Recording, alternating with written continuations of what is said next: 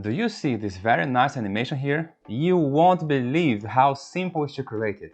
Do you have the feeling that your presentations are boring, that you are not impressing your audience whenever they see your slides? Stick with me, folks. Let's add some more excitement to your presentations. Hello professionals, and welcome back to another class to enhance your design skills in PowerPoint. In today's class, you will learn about animations. Yes, probably the feature where PowerPoint is known most. Animations are made to emphasize your story. But because most professionals neither did any PowerPoint course in life, nor any communication training, you are very used to see animations that become completely misaligned to your objectives, bumping on the screen, deviating your attention. In this video, you will not only learn how to use animation, but also use them wisely. PowerPoint has a variety of effects that can be applied to virtually anything you add onto a slide. Have you ever tried the animation sheet? Have you seen how many animations are there available? Did you know that you have animation for entrance, for emphasize, for exit? Grab a chair, folks, and let's learn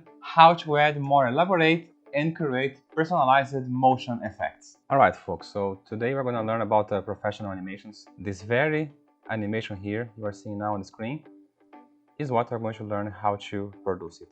See, have you realized how the elements are appearing one after another, but not exactly after another? They are starting a little after the beginning of the previous, see? In kind of a wave, but not right after, a little after the beginning. And every other of the three elements that compose each one of the groups are also following the same pattern. So how to create like that? The animation tab is right here, and here we have the set of animations available in PowerPoint. Once you click on any object, they become enabled, and you have three major groups: the entrance, the emphasis, and the exit. Entrance means to show the element on the screen, like it will appear on the screen, and there are several ways to appear. Emphasis, there are two purposes. One, to after it appeared, add some more emphasis, add some more highlighted effect, let's say. You can also start with emphasis too. So it will start with a lot of highlight, And exit is to hide, to quit the object from the screen. So you're gonna use exit after either emphasis or start. So start it from there, okay? Motion paths is for you to move one element from one point to another. If you click on any of these extra menus here, you're going to be presented more options of entrance, more options of emphasis, and more options of exit, rather than what is being given to you here. A few effects, they have options. So let's say this one here. If I do preview here, see, it's coming from bottom to up. That's because the effect option is pre-configured like that. If I choose now float down, see, it will float from top to down. So most of them have this possibility here for you to play with the animation. If you simply click on other one, you are going to replace the existing animation on this element. To add another animation on top of this, you must first choose the first one you like. Then with the element in highlight, click here, add animation. Then it will show you the exactly same elements that are here, but on this big pop-up screen. Then if I show here, let's say some pulse, okay? And now let's play this. See that it got the two numbers here. I'm going to talk about these numbers in a minute. If I do preview, see it's moving all the way through, see? And see at the end, it got a pulse, right? But now the pulse happened just towards the end and not right after that the first effect for that element happened. So let's see why. We now need to play with the hierarchy, with the sequence of these animations, and we're going to make use of the animation pane. If you click on this pane is going to appear here on the right, and see graphic 2, 50, 53, 62. These are all the names of these graphics here, all right? If I click on all of them together and do a delete, for instance, see several numbers disappeared because I just removed the animations for those elements, right? So this is how you manipulate the existing animations for each element on the screen. Let's see more. I just undid the deletion and see this green bar here. this green bar represents a point of time, so start here represents how this animation will start. Right now it says on click, and only the first one has on click. Why is that? Because if I do one click on the screen, according to this configuration, everything else will trigger automatically. But how to trigger manually or automatically? Let's see more. If I just change it here from on click to with previous, now everything got a 0 as a number. See, there is only one number here except this one down here. I'm gonna get there in a minute. This 0 means automatically, and everything here is 0 except the number 1 here. The number 1 here is the very emphasis that we added, this pulse that we added at the beginning, because everything you add by default comes with on click as default trigger for the animation to start. But we can play with that. Let's see. See the pulse down here? If I now drag this guy all the way up until after the graphic 2, see, this is the graphic 2. Once I click it, see how it highlights? This is the graphic 2. Now I'm gonna change this from on click to after previous. All right? See how it pushes everything after? Because the configuration of the all other ones are with previous. Following? Because they are with previous, so they are starting together with the previous one. Let's see how it happened, how it ended up. Let's click here on preview. And see, it appeared, did the pulse, and then everything else started. All right, following so far? Very nice, no? Now guys, remember on the beginning that the elements are appearing one after another, but not right after, like before the end. This is the delay feature. So delay feature, again, is what makes your animations more professional, different than normal, different than what everybody else does. So let's play with delay. Let's learn how it works. Delay is this very option down here, usually 0, for whatever you add is 0, and it plays one determining role when you are defining when the animations will happen. So when I added this guy here, it pushed everything after, because this guy is starting after previous. So see here, after the previous one. So let's say that although it placed it after previous, I don't want it to really start after previous. I want it to start before. So I'm gonna move it to with previous, and see now how it's starting with previous, and everything else also move along together. The next one, it's also with previous, but with a delay. The next one, it's also with previous, but with a bigger delay. The next one, also with previous, but a bigger delay. And it's going up and up, .25, one after another. It means that in 1 second, I added the difference between one and another to appear of .25 of 1 second. Got this very important detail? This is how you take control of when the animation appears on the screen, instead of just appearing them all together or all one after, literally after another. All right? Now, if we play this, see what happens. Pulse happened on the beginning. You barely saw it because the element itself was fading in. So I want the pulse to appear after the element is here, but not intervene to the sequence of the others. So I just come here to the effect that represents pulse, and then I will enhance the delay until it happens after the previous element. But see, because I'm playing with the delay, not with the duration or with the start, none of the others got affected. All right, now let's see the preview again. And voila, pulse happened after the element was here, not affecting any of the others. So the next element that I played here was the line. And the line was using the wipe effect with the direction from left, which means that if we play here, you're going to see that the line appears from left to right. See, every single line appearing from left to right. Then what I did, I said with previous, which is this one here, but because this one has a delay of 3 seconds, it shows way ahead in timeline perspective, but practically it starts together at the same time of the first one. Just because it has a bigger delay, it's going all the way right. So if I put here with previous, with a delay of 0.75 seconds, it means that the line will start appearing 0.75 seconds after the first graphic here was shown. and then I'm adding 0.25, 0.25, 0.25, 0.25 on every other line, following the same idea. So the lines are appearing 0.27 seconds after the first animation for the first icon started, not ended, started, and then it's following 0.25 seconds one after another, exactly at the same rate as we defined the icons. Alright, so far we spoke about the icons and the lines. Alright, let's see what happened now. Because of this configuration, see here 0.75, then 1, then 125, then 150, then 175, then 2, so on and so forth. This one here has to finish at 3.75 seconds. And voila, it is exactly 3.75 seconds, because the first one is started with 0.75 seconds, and all graphics together represents 3 seconds. Got the math?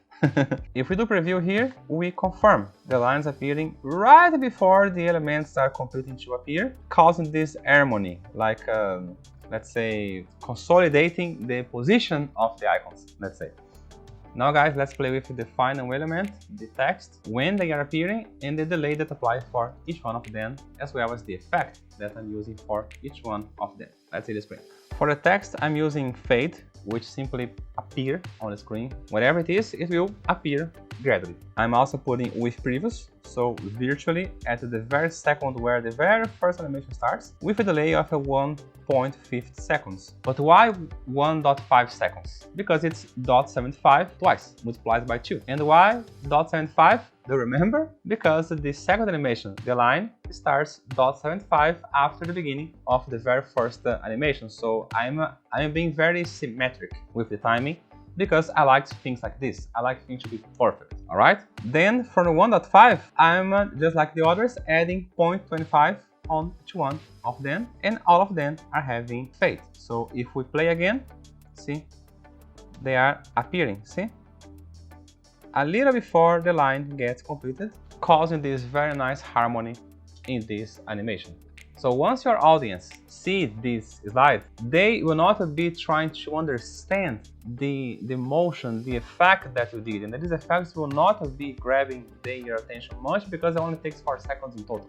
The message that you will give on top of whatever content you are creating using this type of animation will be on you. The attention will be on you, not on your fancy animation. Let's put it this way. Now guys, back to the numbers here.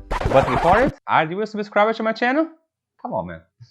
Give me a hand here, you know, my channel cannot exist if you don't subscribe. Subscribing, you help me keeping posting things like this, you help my channel to grow. And it's just as important as a like. So if you are liking so far, man, give me the like. You are not bound to me. But if you want to know more, if you want more of these tips, then subscribe. I'm gonna be more than glad to have you around. Why everything is showing as 0? Again, because 0 represents no human interaction, means automatically.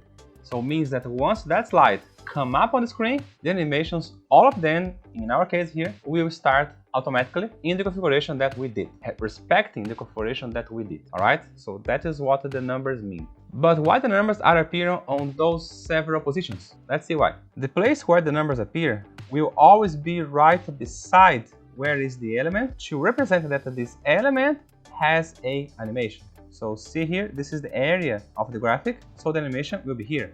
This is the area of the text, so the animation will be here. This is the area of the line, so the animation will be here. So will be always right at the top left of your object on the screen. Let's see all the detail here. This star here also will appear whenever the slide has any sort of animation. We're seeing 3 stars here because I also have transition on these slides. But if I had nothing and just this animation, on this slide would have this star.